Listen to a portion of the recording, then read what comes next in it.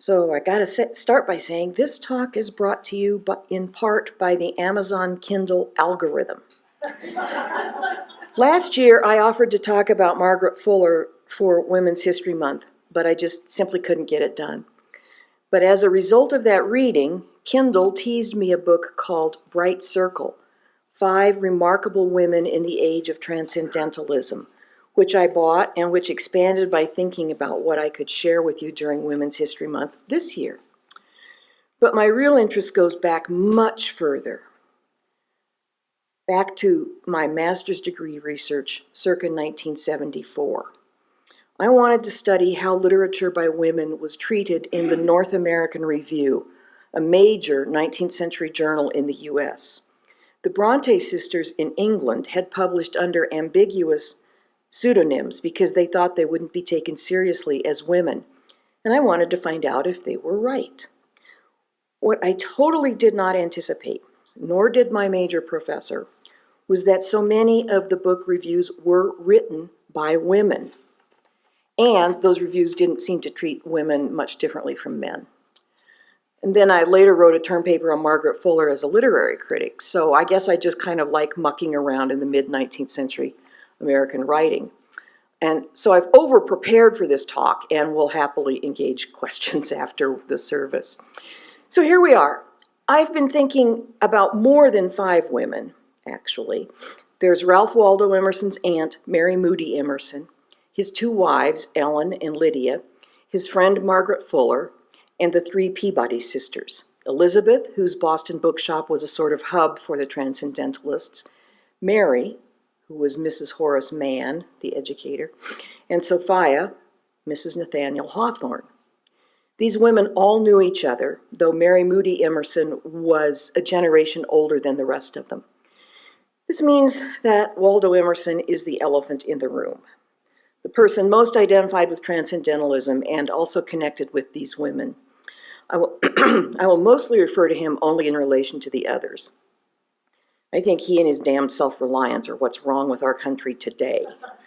And I'm glad to get that out of my system. So don't expect to hear much about him or a definition of Transcendentalism either, and even less about Unitarianism in the 19th century, to which Transcendentalism was sort of a reaction. And we don't have all day to go into those things. Mary Moody Emerson and Elizabeth Peabody were thinking and writing Transcendentalist ideas before Emerson was, and they are thus true precursors. Elizabeth Peabody and Margaret Fuller both did stints producing the transcendental journal, The Dial. Emerson's 2 wives provided substantial material support, and several of these women also critiqued or departed from Transcendentalism along their ways. And just one other bit of background, these women were not very far removed from Puritan grandfathers and great-grandfathers. They tended to follow the offshoot of Puritanism that became Unitarian in the early 19th century sense, which still used the word Christian. One of their journals was the Christian Examiner, the Christian Inquirer, something like that. So they used the word Christian, but they did not believe Jesus was God incarnate. And as you will hear, they retained a concept of God, small g, as Susan pointed out. So try not to let that shock you or block you. We'll start with the oldest of these women, Mary Moody Emerson. She was born in 1773, right next to the Concord battlefield, and then she spent much of her girlhood living with relatives elsewhere in Massachusetts. She had very little formal education. She always spelled imagination with a J and always put an apostrophe in its, whether it was that kind of its or not. She was very spiritual and felt that transports of feeling allowed her to experience divine love. She read voraciously.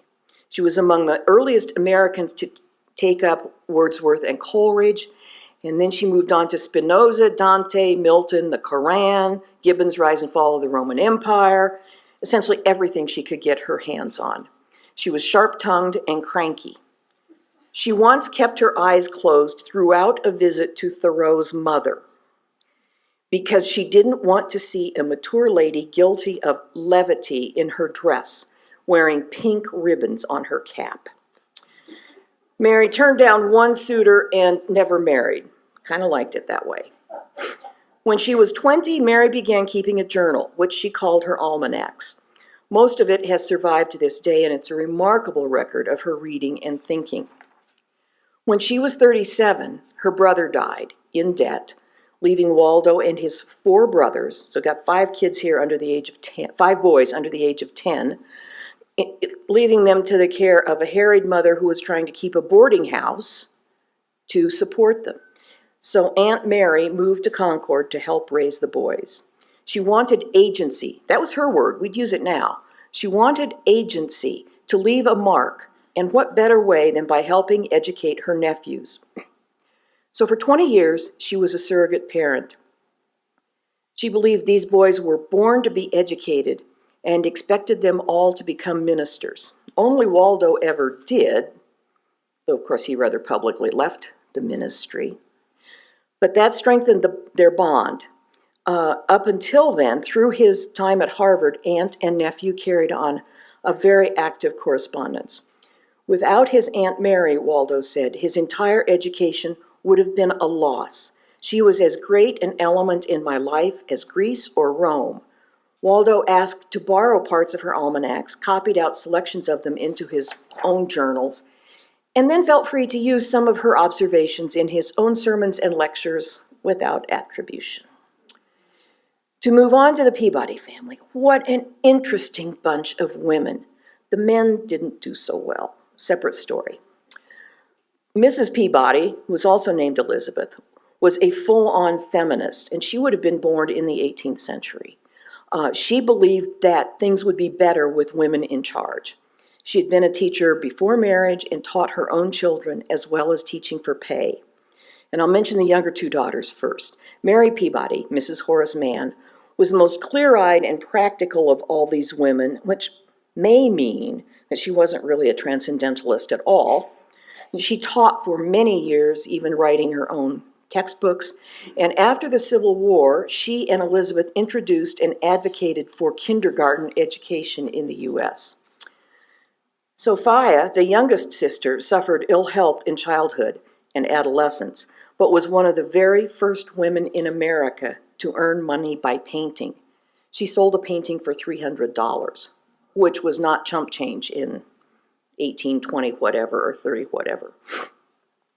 During a stay in Cuba, she wrote her journal entries like the one that Susan read. And that was 2 years before Emerson published his book, Nature. Then she laid her art aside after marrying Nathanial Hawthorne.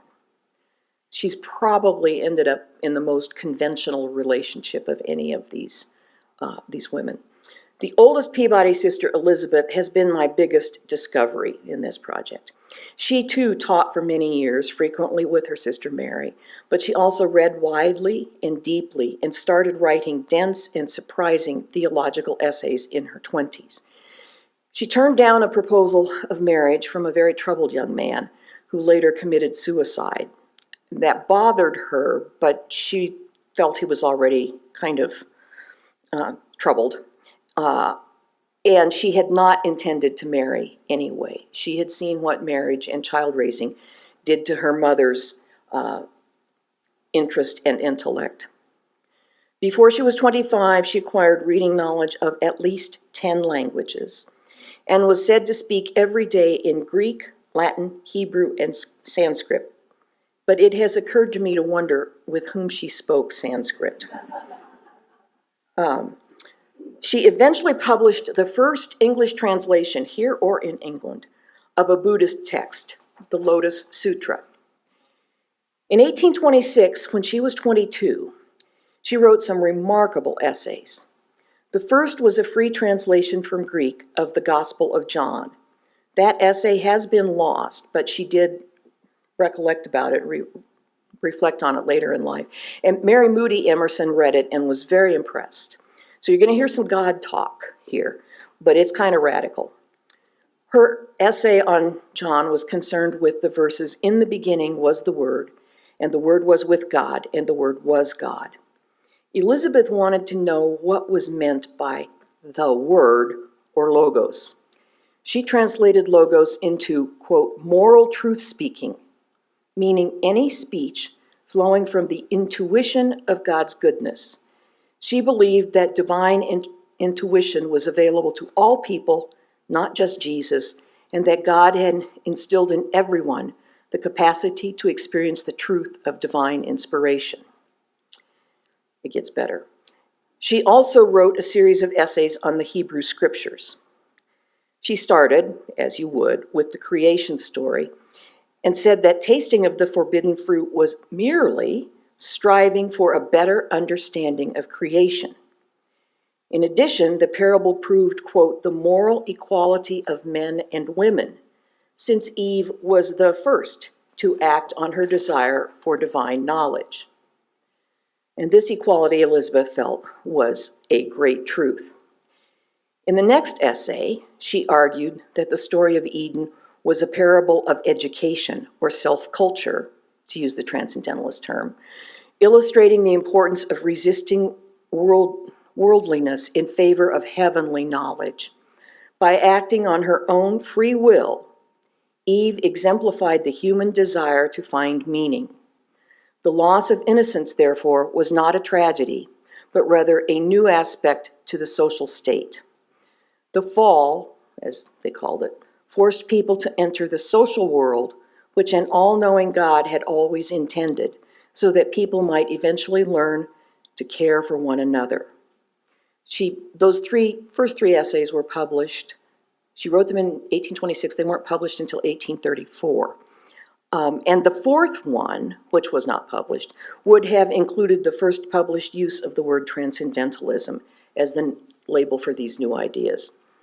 At the request of William Ellery Channing, whom we all know is a big Unitarian forefather, at his request, she led a conversation group of older young ladies at his Unitarian church, and then started regular conversations that women paid to participate in, with young women discussing Greek and German texts. And conversation was a major form of transcendental expression. They did a lot of that. Around 1835, she began teaching in Bronson Alcott's Temple School, which, instead of mastery of subjects, focused on inward discovery using the Socratic method of questioning.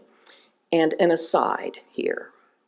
Bronson Alcott was very different from the saintly Mr. March in Little Women. He was actually kind of a jerk and incompetent in many things. She worked more hours than she was hired for. Neither she nor her sister Sofia nor Margaret Fuller was ever paid for teaching at the Temple School. But Peabody thought of another way to earn a little money out of that. She had been transcribing his classes and published a book called Record of a School about the project. And at least one scholar says that could count as one of the first Transcendentalist publications. Alcott's follow-up book, which she was implicated in, created a scandal. It was as sketchy then to talk with children about where babies come from as it would be now. And basically her association with that ended her career as a teacher in Boston. Then she, in 3 different years, she took long visits to Emerson's home, and she absorbed his focus on the individual and felt liberated from the expectations of others. But she eventually modified that enthusiasm and returned to Channing's idea that people live in and have some responsibility to communities. And this tension between the individual and the community, or individual and others, is kind of a theme here. Her next big step was opening a bookshop in Boston, specializing in German and French publications and British literary journals, and this became a hub for the Transcendentalists. And I actually think she herself was kind of a hub. She introduced Margaret Fuller to Emerson, for example. She added a small printing press and published, among other things, The Dial, the journal, Hawthorne's early books for children, and Thoreau's Civil Disobedience. And then her shop hosted Margaret Fuller's Conversations for Women.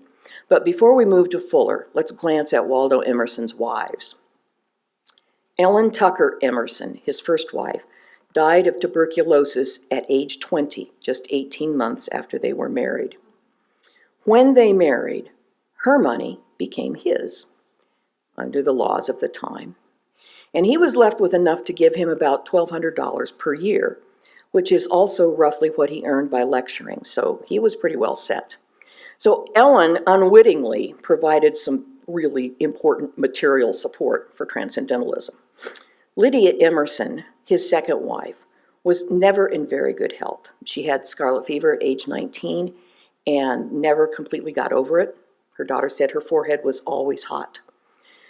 So, but nevertheless, she bore him 4 children and entertained their many guests, so many that the cook threatened to put a sign on the front gate saying, "This house is not a hotel."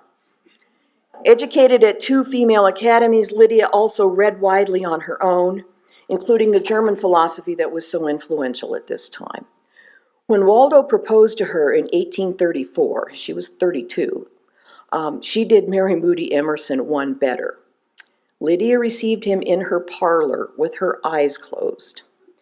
In an exchange he later called "that catechism with the closed eyes," she expressed her many doubts and hesitancies about marriage.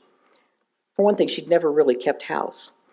He must have overcome them because she did open her eyes and they did eventually marry. Lydia had developed her own religious views, moving from Calvinism through Unitarianism to Transcendentalism. But she wasn't focused on the fully self-reliant individual to the exclusion of others. She valued relationships over personal interests. Our individual being is not complete in itself, was not created with chief reference to itself. She had her own opinions along with, according to her husband, an unexpected gift to curse and swear, and a willingness to argue. Not surprisingly, she wrote one of the most biting critiques of Transcendentalism. What she called her Transcendental Bible was written in the style of the Book of Proverbs. And I think when I was reading this is when I thought, okay, I've got to share this with you. She wrote, "Loathe and shun the sick. They are in bad taste and may untune us for writing the poem floating through our mind. Scorn the infirm of character and omit no opportunity of insulting and exposing them. They ought not to be infirm and should be punished by contempt and avoidance. Despise the unintellectual and make them feel that you do by not noticing their remark or question, lest they presume to intrude on your conversation." And so on, and so on, and so on. Hearing it read aloud later, Waldo had the grace to be amused. Now, Margaret Fuller. She has become the best known and most highly regarded of these women. Initially educated by a father who had read Mary Wollstonecraft on women's rights, she read English at the age of 4 and Latin at 6. With this foundation and some formal schooling, she continued to study on her own and was regarded as the best-read woman in New England. Her father's death pushed her into paid employment to help support the family as a teacher even before Alcott opened his school. One biographer summarized Fuller's, quote, "feeling for education as a process of opening the self to meaningful life." It was only natural then for her to begin her conversations, and this is capital C, gatherings that, quote, "supplied a point of union to which well-educated and thinking women could discuss the great questions confronting all women. What were we born to do, and how shall we do it?" The conversations were thus a kind of combination of consciousness-raising group and academic seminar. These women paid $25 apiece to enroll, and there were about 24 of them, so she made money, and she needed money because she never got paid for editing the dial. It didn't make enough money to pay her. So an anonymous participant wrote, "As I sat there, my heart overflowed with joy at the sight of the bright circle, for I know not where to look for so much character, culture, and so much love of truth and beauty in any other circle of women and girls." These conversations led directly to the women's rights movement. For example, Elizabeth Cady Stanton was one of the participants, and the talk led to Fuller's best-known work, Woman in the 19th Century. In this, she moved beyond the Transcendentalists focused on self-culture to a critique of the social causes of the subjection of women. It's worth reading. You want to stand up and cheer at several points. And I recommend it, but the prose is kind of difficult. It's those long 19th century sentences that get all tangled up. But she did a more concise version of that in a smackdown of Emerson, when he wrote to report the birth of a child to mutual friends. Though no son, yet a sacred event. Fuller was not having that. Why is not the advent of a daughter as sacred a fact as that of a son? I do believe, O Waldo, most unteachable of men, that you are at heart a sinner on this point. Now, Lydia Emerson and both Elizabeth Peabodys would have agreed. But Emerson did admire women in the 19th century. So did the other Transcendentalist men. One reader impressed by this piece was beyond that circle. It was the wife, Mary, who was the wife of Horace Greeley. And she had actually traveled from New York to Boston to attend some of those conversations. Her husband hired Fuller in 1844 as literary editor of New York Tribune, his newspaper anyway, and then paid her for dispatches from Europe, especially on the revolutionary conflict in Italy. She fell in love with an Italian younger son of noble birth, then married and had a child in an order which isn't quite clear. When returning to the U.S. in 1850, she, her husband, and son were drowned in a shipwreck off Fire Island. Emerson put up the money for Thoreau to spend a week looking for her body. Louisa May Alcott and one of her sisters painstakingly dried all the pages of Fuller's writing that were recovered. Unfortunately, the notes for her book on the Italian Revolution were not. There were, of course, many limits on what women could do or say or even own at this time. Given those limits, how did these women rise above them? Well, sheer determination and inherent intelligence were essential. And what Fuller, Lydia Emerson, and the Peabodys did have was parents who educated them and encouraged them to educate themselves. Many women in New England, like Mary Moody Emerson, who had little formal schooling, were formidably self-taught. They might borrow their brother's Harvard textbooks, or an indulgent father might let his daughter have the run of his library. Many, many women, especially in New England, took advantage of every chance. One of those was Mary Moody Emerson's sister-in-law, Sarah Bradford Ripley, whom I discovered quite by accident in the index of our hymnal. According to one biographer, it took her 2 weeks to work up courage to ask her father for permission to study Latin. When she finally did, he laughed and said, "A girl study Latin? Yes, study Latin if you want to. You may study anything you please," which she did, including things like botany and astronomy. And she did that to such an extent that Harvard President Edward Everett later said she could have filled in for any professor at Harvard. Education is probably the real theme of this talk. These women educated themselves and taught others. Around 1830, Elizabeth Peabody translated the book Self-Education by French philosopher Joseph de Gérondeau, which anticipated the Transcendentalist project. Quote, "The life of man is in reality but one continued education, the end of which is to make himself perfect." This made a deep impression on Emerson and could be seen as the guiding principle of the Transcendental movement. We can't really blame Transcendentalist men for the obscurity of this women. After all, they included women in their meetings from the very second time they met. And they also supported these women and others in their writing and learning. Elizabeth Peabody had a conversation with a very famous astronomer, and he let her look through her telescope. She was like 11 or something like that. They were also, alas, these Transcendentalist men, products of the age that raised them.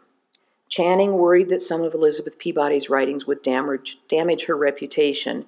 He didn't anticipate what Bronson Alcott would do. And as Fuller said, Emerson was unteachable on the role of women. But some of those female book reviewers I discovered in 1974 were also part of this bright circle. Women have always been more active and effective than we assume. We just have to look for them.